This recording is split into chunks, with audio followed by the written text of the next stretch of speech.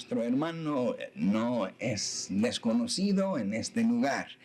Yo creo en 3 o 4 ocasiones nuestro hermano nos ha venido trayendo siempre una exposición de la palabra de Dios que nos ha traído provecho y bendición. Nuestro hermano es salvadoreño, aunque por tantos años ha vivido y ha enseñado en Guatemala, que casi lo vemos como guatemalteco. Sin embargo, nuestro hermano estudiando, preparándose en Guatemala, en varias escuelas de la misión centroamericana, después pasó al seminario teológico de Dallas. Allí él cursó sus estudios y se doctoró en teología. Pero quizá los más de 40 años de dedicarse a la docencia teológica en Centroamérica le ha dado a nuestro hermano en la voluntad del Señor una justa reputación de ser un dedicado siervo del Señor y un teólogo destacado en su fidelidad, su apego a la inerrancia de la palabra de Dios. Nuestro hermano también es elemento original de la Confraternidad Teológica Latinoamericana.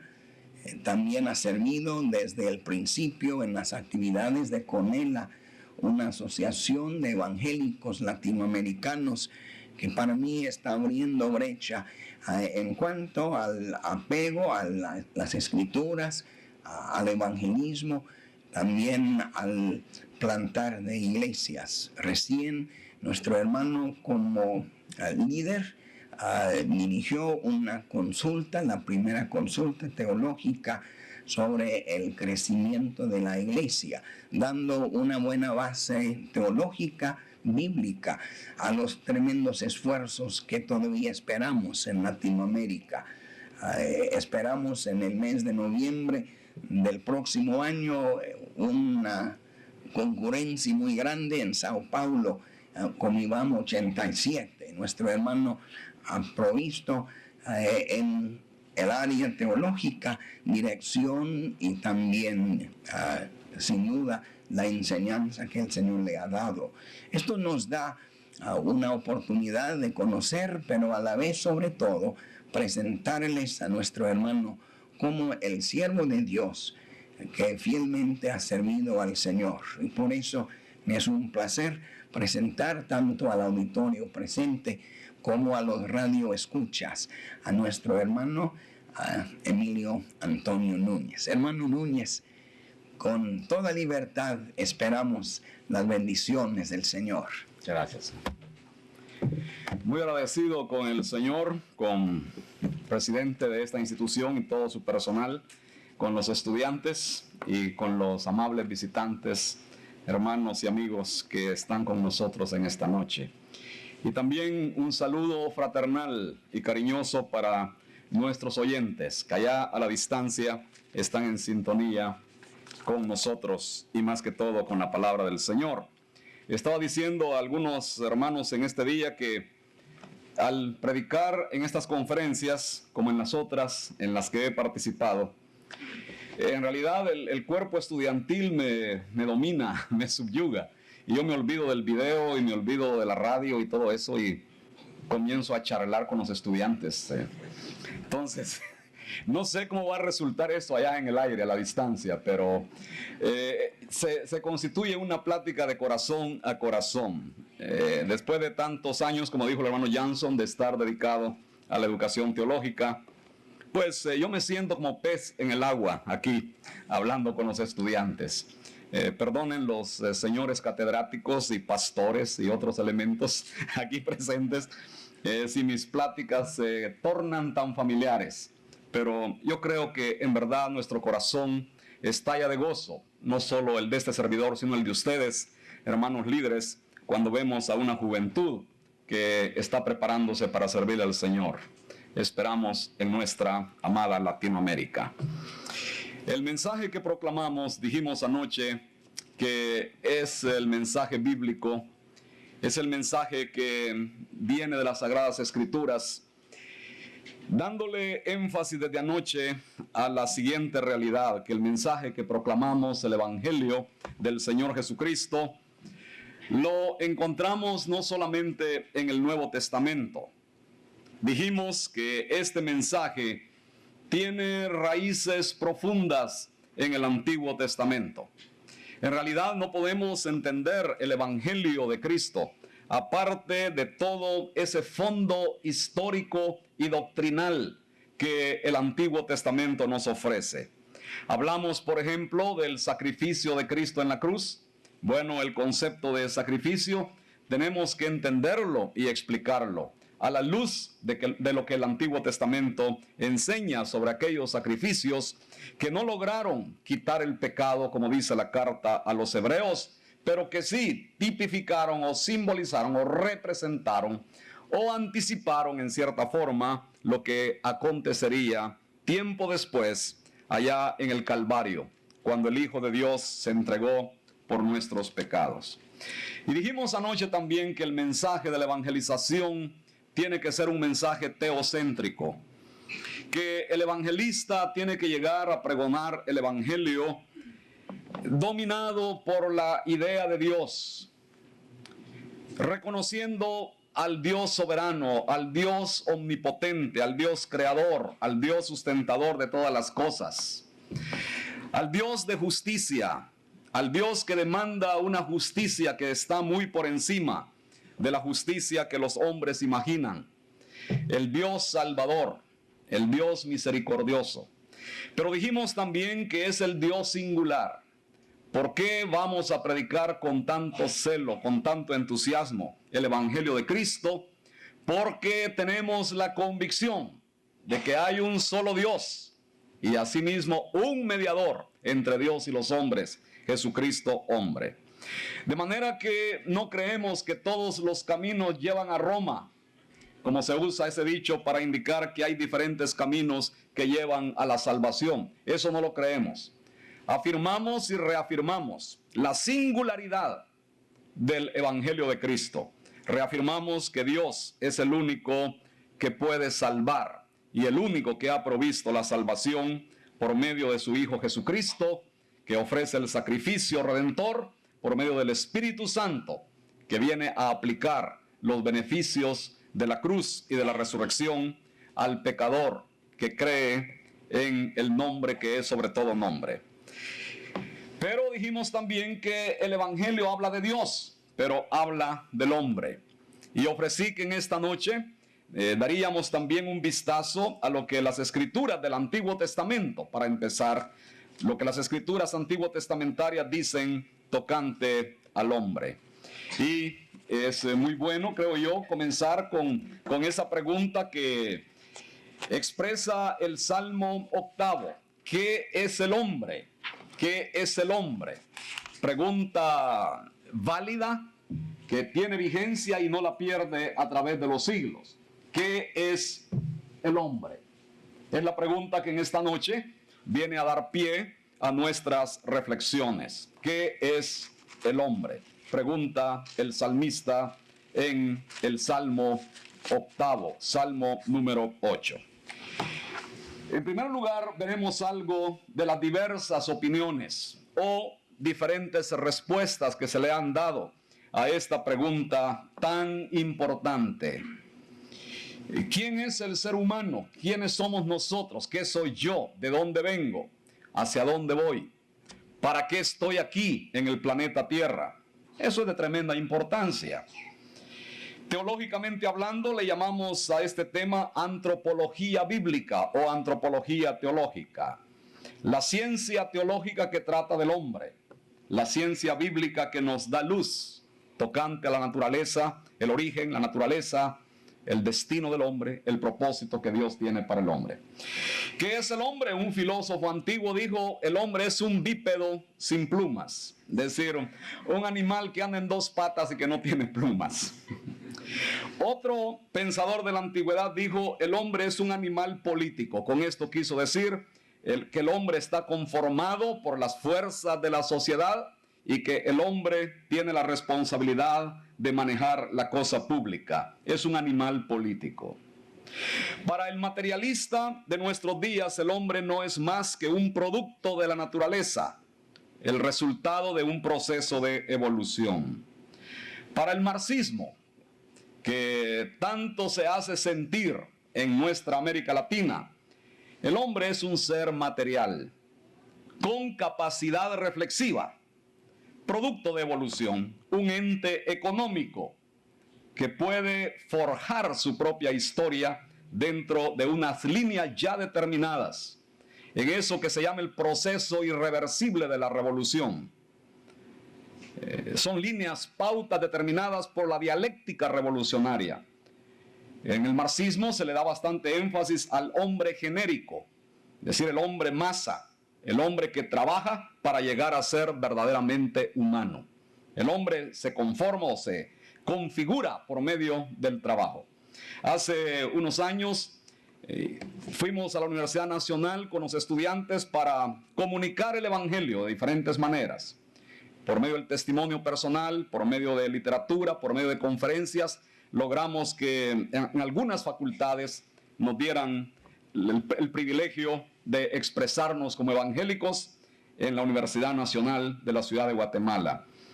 Y allí presenté mi tema sobre el concepto bíblico del trabajo, donde comienzo diciendo: Dios, el Dios de la Biblia, es el Dios que trabaja. Y lo encontramos de inmediato trabajando. Es el Dios que actúa.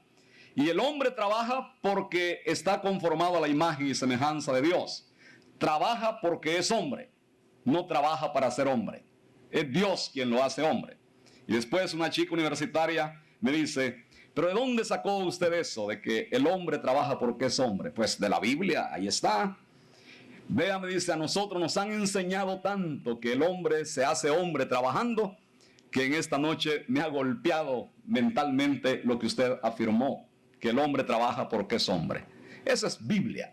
Muy bien, en el marxismo, el hombre masa trabaja para llegar a ser verdaderamente humano. Hay también la explicación psicológica del hombre. Por ejemplo, los que explican al hombre solamente en términos del subconsciente. O la explicación sociológica, el hombre sociológico, que está, dicen, formado por la sociedad. La sociedad determina lo que el hombre es y punto. El hombre sociológico. La expresión el Homo sapiens es bien conocida en el mundo de la ciencia. El Homo sapiens es producto de la evolución. En realidad, etimológicamente, es decir, según el significado original de la palabra, sapiens quiere decir que paladea. El hombre que paladea, que saborea y que sabe discriminar sabores. De allí pasa a indicar que el hombre puede pensar, puede elaborar juicios o emitir juicios, puede discriminar en la esfera del conocimiento. El Homo sapiens, al Homo sapiens, por supuesto, se le exalta como el autor de la gran civilización de la cual nosotros somos parte. Es el hombre que ha hecho grandes adelantos en la ciencia o por medio de la ciencia a través de la historia. Ha levantado una civilización maravillosa. El rey Nabucodonosor, que se jactaba de Babilonia la grande, la fabulosa ciudad imperial, se sentiría muy pequeño ante las gigantescas urbes de nuestro tiempo. Tenemos el hombre que describe el humanismo, es decir, esa escuela de pensamiento que cree que el hombre es bueno por naturaleza y que el hombre tiene la capacidad en sí mismo y por sí mismo para solucionar todos sus problemas, para salir airoso, campante de todas las dificultades que la vida le plantean. Dicen que no hay razón para ser pesimistas en cuanto al hombre. Podemos, dicen, esperar grandes cosas del hombre en la marcha ascendente de la humanidad. Pues yo estaba pensando antes de venir aquí al púlpito que el hombre es la criatura más maravillosa en el planeta Tierra y la criatura más peligrosa también. Eso creo yo es evidente. La historia nos da testimonio de ello. La criatura más maravillosa y la criatura más peligrosa. Que se ha fabricado unos juguetes amenazantes. Las armas nucleares, por ejemplo. Pero el hombre es como un niño con las armas nucleares. Y un día va a cometer una locura, la locura del siglo. Se le define también al hombre como un ser religioso. que tiene en su alma una sed insaciable de eternidad y un deseo consciente o inconsciente de liberarse de las fuerzas del mal. Esto explicaría la existencia de las religiones. El hombre tiene un vacío existencial. El corazón del hombre, ha dicho alguien, es un altar que no puede estar vacío, porque el hombre lo llena con algo, con alguien, con dioses falsos. Por eso he dicho que esto explicaría la existencia de las religiones, que el hombre tiene sed de eternidad. O como diría el gran teólogo Agustín de los primeros siglos de la iglesia, tú nos has hecho para ti, y no encontraremos paz en tanto que no estemos en comunión contigo. El hombre anda a tientas en la oscuridad, buscando el sumo bien sin poder hallarlo. Un filósofo alemán de hace 2-3 siglos dijo que el hombre es como un niño que llora en las tinieblas. Hay tantas maneras de definir al hombre. ¿Qué es el hombre? Tenemos que escuchar lo que las Escrituras nos dicen acerca de él. Y predicar el Evangelio es hablar de Dios y es hablar del hombre. Pero no hablar del hombre simplemente con base en las teorías humanas, con la explicación que el hombre da de sí mismo. Tenemos que preguntarle al Señor qué dice acerca del hombre. Y por eso el primer punto tiene que ser inevitablemente el origen del ser humano. Y noten bien que ya estoy diciendo ser humano y no simplemente el hombre, porque en realidad me preocupa grandemente en esta noche afirmar la dignidad no solamente del ente masculino, sino también la dignidad del ente femenino. Creo que este es un mensaje de grande importancia en nuestra América Latina. El origen del ser humano viene de Dios, viene de las manos. Tú nos hiciste y no nosotros a nosotros mismos, dice el Salmo 100. Venimos del Creador y al Creador vamos. Es lo que enseña la Biblia. Y nos dice Génesis, el capítulo 1, que Dios hizo al hombre. Hagamos al hombre. Versículo 26, entonces dijo Dios, hagamos al hombre a nuestra imagen, conforme a nuestra semejanza. No dice que haya hombres, como sucede en el caso de otros seres, que haya esto, que haya aquello.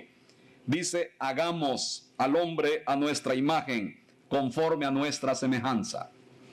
Dios no le encarga a las fuerzas ciegas de la naturaleza que produzcan al ser humano. Dios es el divino operario que se pone a trabajar para producir al hombre.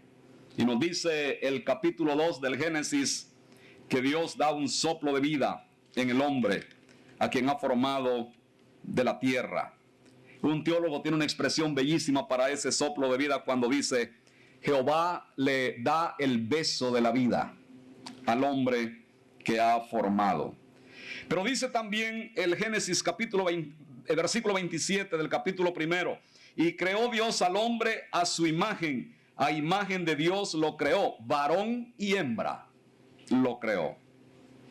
Interesante.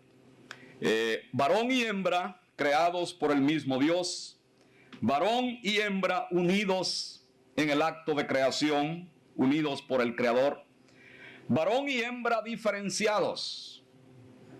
Ya Dios forma dos sexos, no hay unisex aquí, varón y hembra, y ambos teniendo la misma dignidad, ambos vienen de las manos del Creador, de manera que no hay aquí base para inferioridad femenina frente a la superioridad masculina. Predicar el Evangelio en la América Latina, creo yo que demanda una afirmación y reafirmación de esta verdad del ser humano.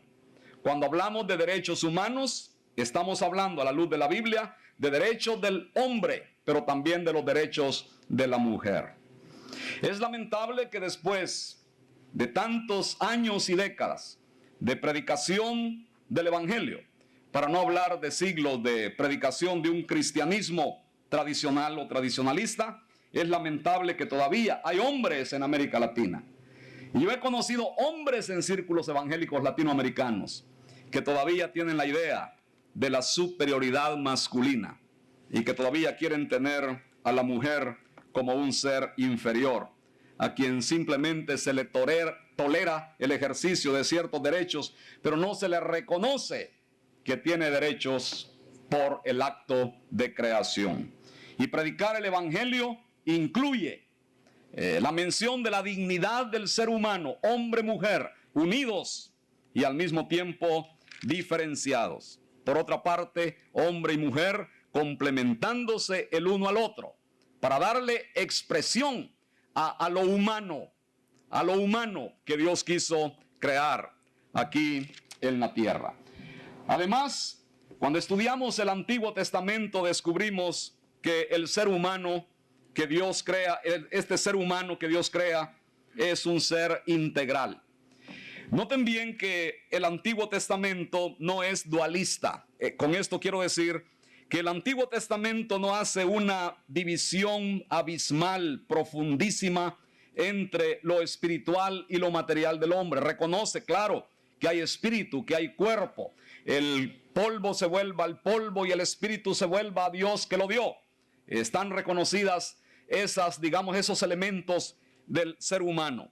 Pero no se hace esa división profunda que llevó más tarde algunos movimientos filosóficos y religiosos a menospreciar la parte física del hombre, a creer que el cuerpo es indigno, que el cuerpo no merece atención, que el cuerpo tiene que dejarse por un lado y que solamente la parte espiritual del ser humano merece el aprecio del ser humano mismo. Esto es un dualismo que se da en movimientos como gnósticos, maniqueos, en filosofía eso es platónico o neoplatónico, y luego eso entra en el cristianismo. La idea de que el cuerpo es inferior, indigno, sucio, y que el alma está encarcelada por el cuerpo y que por lo tanto no debemos darle atención a lo físico, sino solamente a lo espiritual. De allí nace el monasticismo, o sea, el hecho de querer alejarse aún del cuerpo en cierta manera. Y no olvidemos que el gnosticismo influyó también en algunos sectores cristianos en los primeros siglos. Había dos clases de gnosticismo, fundamentalmente hablando. Algunos gnósticos decían, el cuerpo es malo, pues vamos a aniquilarlo, vamos a agotarlo dándole todo el placer posible, que se debilite y quede sujeto.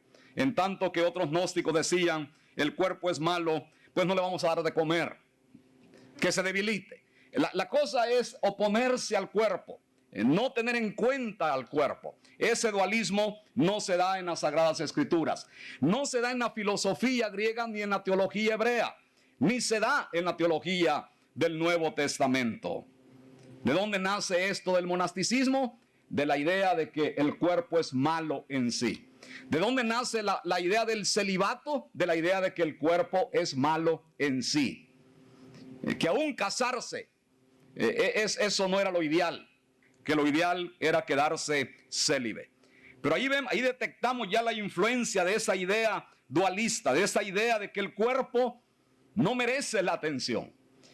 Cuando llegamos al Antiguo Testamento nos damos cuenta que en el relato de la creación se le da amplio espacio al detalle del hombre como producto de la tierra. No se da tanto detalle de la formación de la parte espiritual del hombre, como diríamos, como se le da a la parte material o física del hombre. ¿Por qué? Porque para el hebreo el hombre es un ser integral. Tiene necesidades espirituales, tiene necesidades intelectuales, tiene necesidades físicas. Y el hebreo ve así al hombre como una unidad que viene del Creador, que es sostenido por el Creador y que el Creador quiere salvarlo íntegramente. Y al hablar del concepto de salvación en el Antiguo Testamento, vamos a ver que no se trata tan solo de una salvación individualista, espiritualista o espiritualizante, sino de una salvación total que incluye espíritu, alma y cuerpo. Ser integral. Ahora, ¿por qué digo todo esto? A veces a mis estudiantes les digo, aquí está otra chifladura teológica. Lo digo en broma porque yo sé que algunos hermanos y hermanas dicen, ¿y para qué todas esas chifladuras? Dicen en Centroamérica. Son divinas chifladuras. Como dije en esta mañana, la locura de la predicación, divina locura. Pero esta es una locura que tenemos que recuperar en el mensaje de evangelización en América Latina. Especialmente ahora que nos vemos confrontados por ideologías que vienen a subrayar al hombre en sus necesidades materiales. Ya ven por dónde voy. Ideologías que vienen a hablarnos del hambre física, de la sed física, de la necesidad de vestimenta, la necesidad de techo, de paredes para defenderse de las inclemencias del tiempo. Ideologías que están subrayando lo material y diciéndonos que nosotros hemos estado espiritualizando las cosas, trasladándolo todo al reino milenario. Hay problemas, bien, hay problemas, pero viene el reino milenario. O vamos a llegar a la patria celestial. Esta patria de aquí está corrupta. Esta patria ya no es patria, pero hay una patria celestial.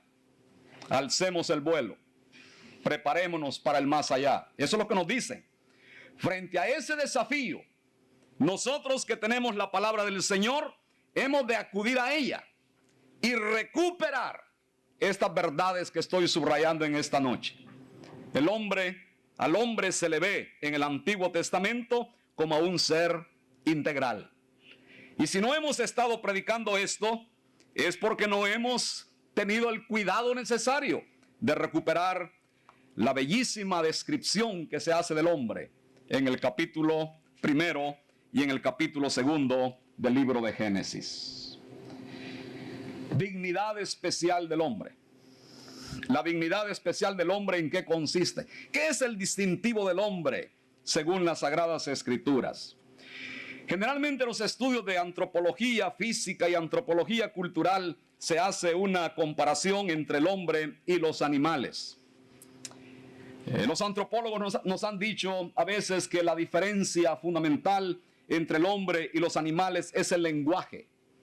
Que nosotros los humanos tenemos un lenguaje más elaborado, más sofisticado y más abstracto también. Los animales tienen su lenguaje. El perro tiene su lenguaje, ¿no? Ladra. Y los animalitos hasta se enamoran uno a otro. Tienen su lenguaje.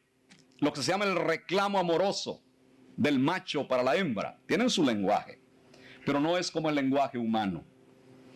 Otros antropólogos nos dicen que la diferencia fundamental entre el hombre y los animales es que el hombre ha podido fabricar herramientas y que con esas herramientas ha sido capaz de transformar su hábitat, su medio, su ambiente, el lugar donde vive, el mundo, digamos, lo ha podido transformar.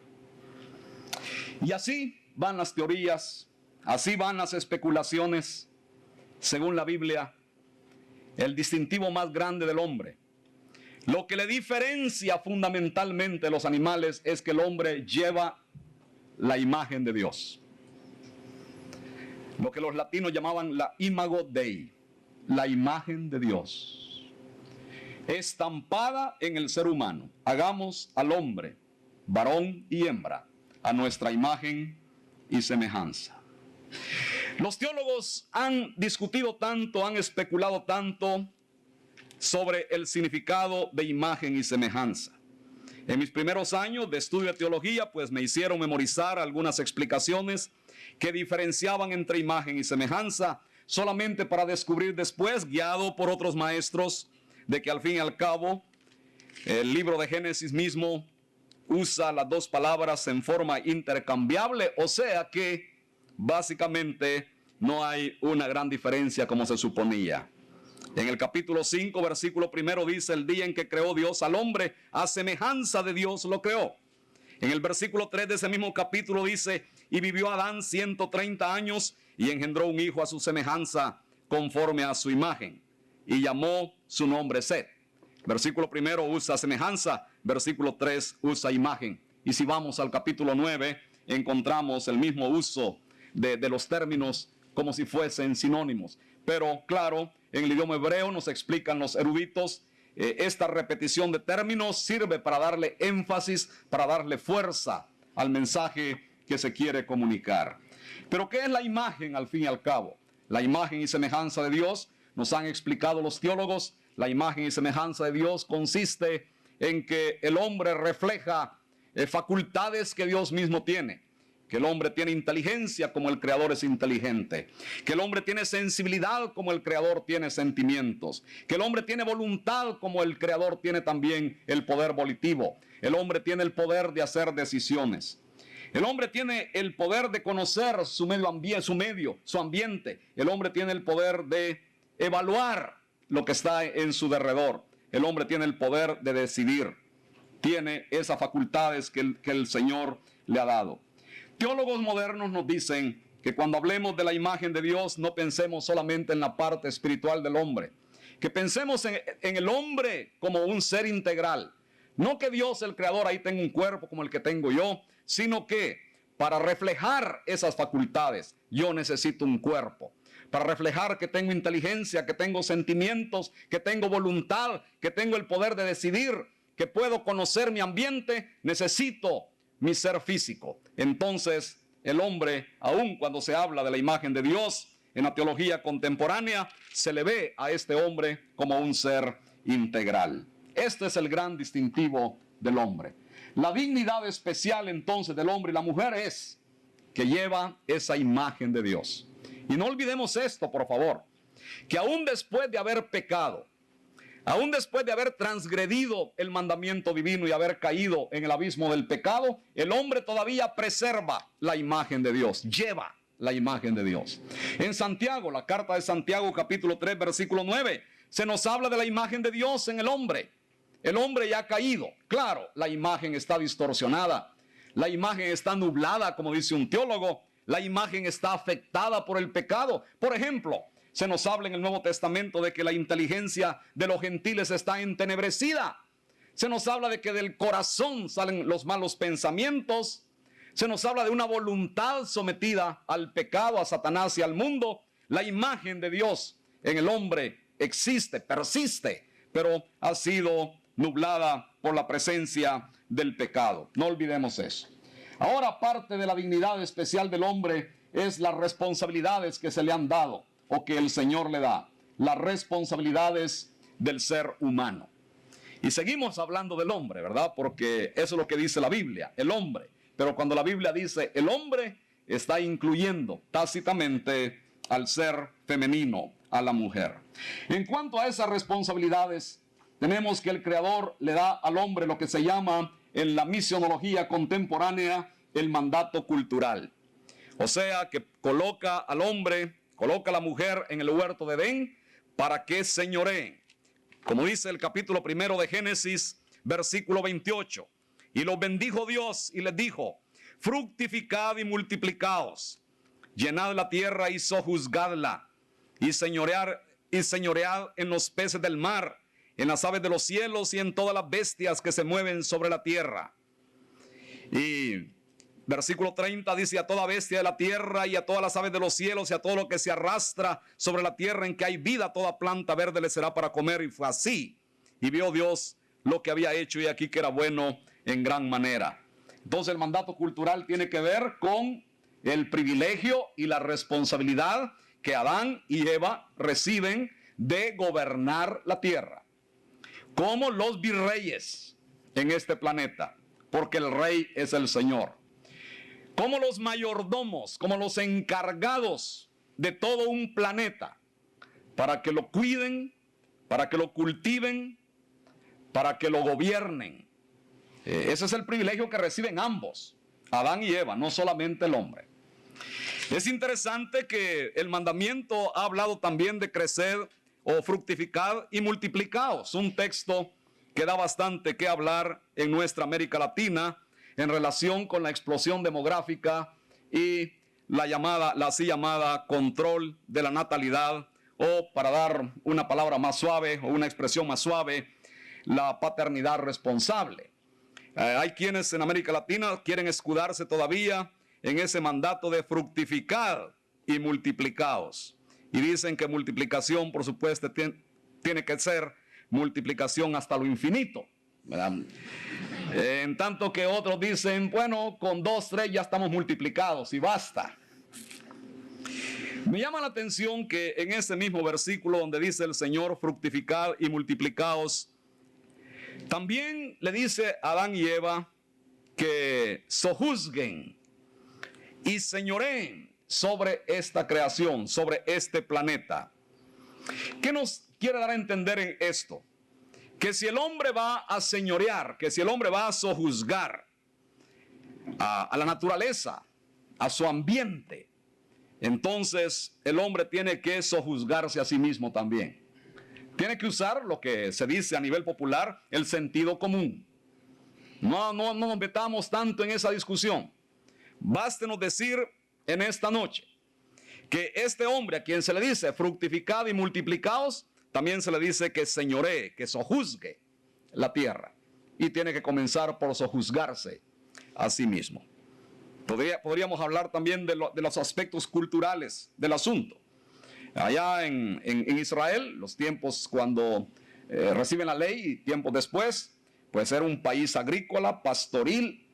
En cuanto más hijos había, más manos había para cultivar la tierra, la parcela, el terreno que habían recibido, cada tribu, cada familia. Y las casas eran grandes. Las casas en las nuevas colonias, en la ciudad de Guatemala, ya parecen cajas de fósforos, como decimos.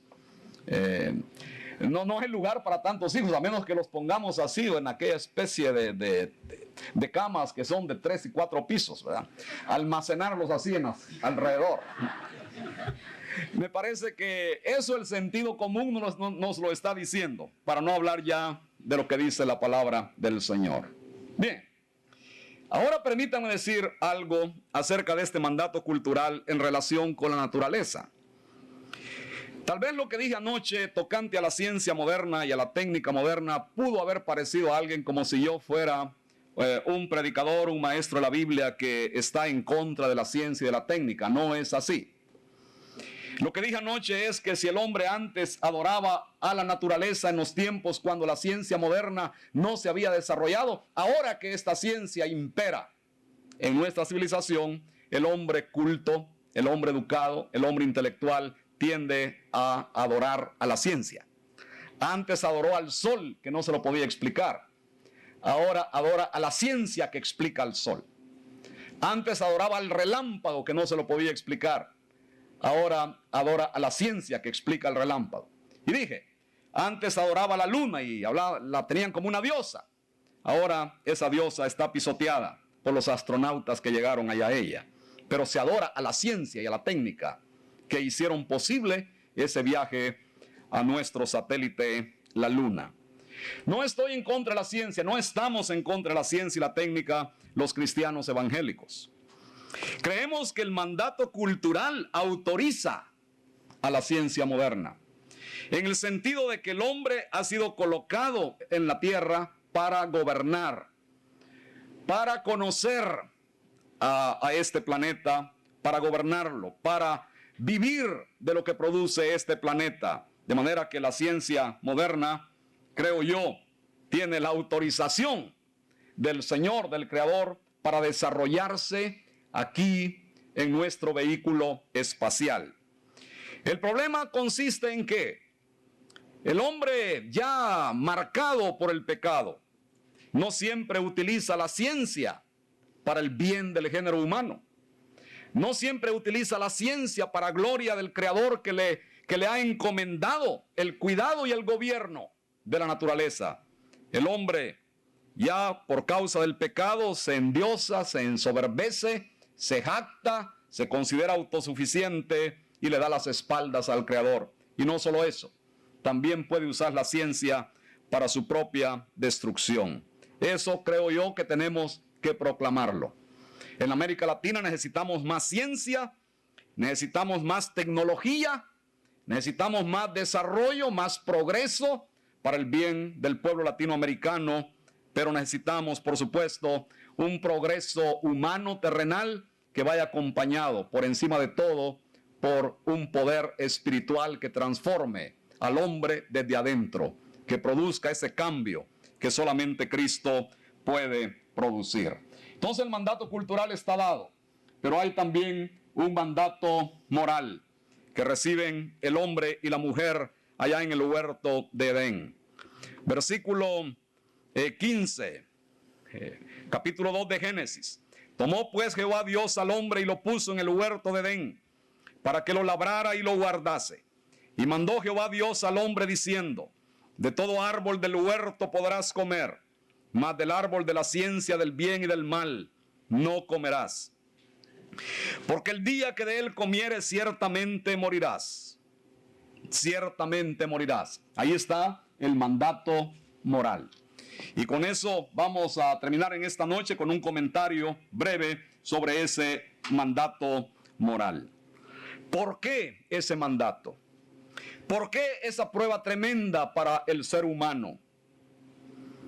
No olvidemos que el hombre lleva la imagen de Dios.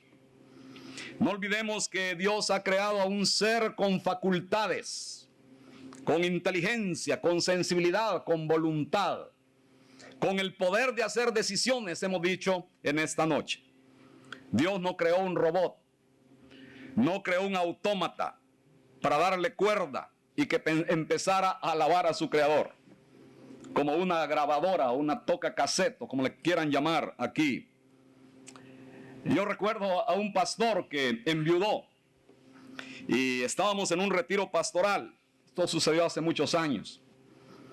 Y ahí teníamos que dormir, era en un pueblo pequeño de Guatemala, teníamos que dormir en un cuarto largo y dormíamos en el suelo, no había camas. Solo tiraban hojas de pino ahí. Olía muy bien el cuarto. Pero cuando hablo de autómata y darle cuerda, me acuerdo de este hermano pastor, ya anciano, y dice: pues yo me quiero casar otra vez. Y entonces le dice un joven pastor: magnífico, hermano. Sí, dice el anciano, pero yo quiero casarme con una mujer que sea cristiana y que sepa tocar piano, que sepa cantar. Yo quiero una hermana que sepa cantar. Y le dice el pastor joven: ¿por qué no se casa con un tocadiscos? Y así le dice: solo le da cuerda. Solo le da cuerda y va a empezar a cantar. Bueno, Dios no creó al hombre como un autómata, como un tocadiscos, que solo aprieta un botón y empieza a cantar aleluya, aleluya, aleluya. Y a levantar las manos o a aplaudir o danzar como danzan en algunas iglesias en la América Latina. Creó a un hombre a su imagen y semejanza. Creó a una mujer a su imagen y semejanza. Tenían que hacer una decisión moral. Si iban a seguir sirviéndole a su Dios, a su Hacedor, lo harían por decisión personal. Una decisión tremenda, trascendental. Y ahí está la prueba. Y el hombre y la mujer fallan en la prueba. Y de esto tenemos que hablar mañana porque el tiempo se ha ido. Pero quiero terminar con esto, hermanos y hermanas, hablando de la evangelización en la América Latina y el mensaje que proclamamos. Hoy hablaba con el hermano Hewitt en la tarde acerca de la importancia de hablar de la familia entre nuestros amigos y hermanos latinoamericanos.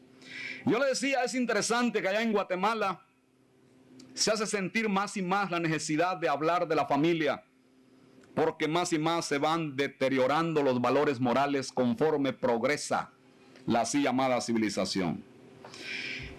Y estoy enseñando un curso bíblico, un curso bíblico hogareño en la ciudad de Guatemala, y las parejas que asisten son ya parejas que tienen hijos adolescentes, unas 5 parejas. Y es interesante que estas parejas pidieron el tema del hogar cristiano a la luz de la Biblia. Muy bien, comencé la primera noche con lo que he hablado en esta ocasión, el libro de Génesis, capítulo 1. La dignidad del ser humano, hombre y mujer, creados por el mismo Dios, estampados con la imagen del Creador, comisionados por el Creador para ser virreyes, mayordomos en esta tierra. Ayuda idónea a la mujer, pero eso no quiere decir inferior, quiere decir alguien que pudiera estar frente al hombre. Ningún animal podía ser esa ayuda idónea para Adán. Tuvo que venir Eva, y el Señor la forma, según el relato bíblico, de la costilla de Adán, y celebra la ceremonia, bellísima ceremonia. Quien lleva a la novia delante del novio es el mismo Señor. Y Él se la presenta a Adán. Y Adán dice, qué linda la novia.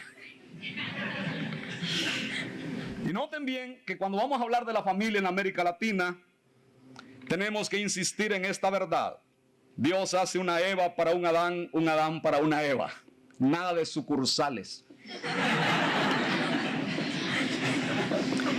Y esto, claro, problematiza el asunto del evangelio para el hombre latinoamericano. Lo problematiza. Un catedrático universitario me dijo a mí, mientras esperaba turno para hablarle a sus alumnos, me dice, allá en Guatemala, siéntese señor, me dice, a mí me gustan los evangélicos, muy locuaz y muy amable el catedrático, quizá de unos 32 años de edad. Y me gusta el evangelio en cierto modo. Pues magnífico, le. ¿Sabe lo que no me gusta? Me dice. ¿Qué? Eso de tener que vivir solo con una mujer. ¿Verdad que usted es casado? Sí, soy casado. ¿Le? ¿Y por cuánto tiempo? Bueno, más de 30 años, ya ves. Y con la misma mujer. Eso describe de cuerpo entero a muchos hombres latinoamericanos. Predicar el evangelio es predicar estas verdades fundamentales que hablan de la dignidad del ser humano, la dignidad del hombre, la dignidad de la mujer, la unidad en el matrimonio, unidad en el Señor, hasta que la muerte los separe. Oremos, por favor. Nuestro Padre Celestial, nos hemos acercado a tu palabra en esta noche para responder siquiera brevemente a esa gran pregunta que tanto nos concierne. ¿Qué es el hombre? ¿Qué somos? ¿De dónde venimos? ¿Hacia dónde vamos? ¿Cuál es el propósito de nuestra existencia en este planeta? Señor, te damos gracias porque no nos dejas a oscuras en cuanto a esta pregunta. Tú nos das la respuesta ya en el Antiguo Testamento y en el Nuevo Testamento, Señor. Esto florece aún más. Es un torrente de luz que tenemos en tu palabra escrita, inspirada por tu Espíritu Santo. Te suplicamos, Señor, que nos ayudes a estudiar más y más estos temas, a dejarnos posesionar por estas verdades y a entusiasmarnos por ellas, y más que todo, Señor, a vivir conforme a ellas en nuestra vida personal, en nuestra vida hogareña, en nuestra vida laboral, en nuestra vida eclesiástica, donde quiera que estemos, que podamos de veras manifestar que somos criaturas tuyas, y más que todo ahora, por tu gracia, hijos tuyos, por haber creído en el nombre del Señor Jesús. En este nombre bendito oramos. Amén.